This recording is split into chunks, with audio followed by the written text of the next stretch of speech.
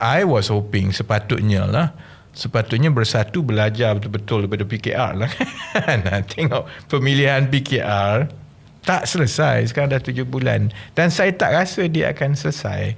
Dia bukan sebab saya, sebab bila keputusan pemilihan itu menghasilkan terlalu ramai mangsa di bawah, dia punya tercala dan luka tu dalam. Kalaupun contohnya saya terima itu tawaran jadi timbalan presiden dilantik, saya kekal jadi menteri ekonomi kan, itu tidak akan mengubat luka mereka. Kerana yang hilang kepala badan, yang kucak-kacir sampai sekarang cabang-cabang tak selesai, tak boleh bergerak, sampai sekarang ada yang nak letak jawatan beramai-ramai, itu di luar kawalan sesiapa pun. Saya tak boleh kawal, Datuk Seri Anwar tak boleh kawal.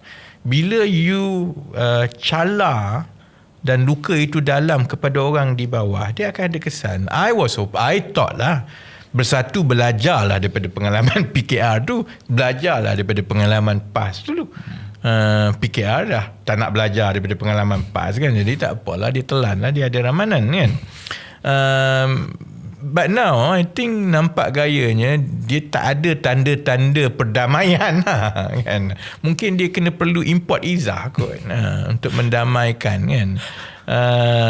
So bila tak ada tanda-tanda perdamaian tu, saya ingat kesan dia kepada Bersatu dan PN tu dia akan adalah. Jadi sebab itu tahun 2026 ni akan jadi menarik.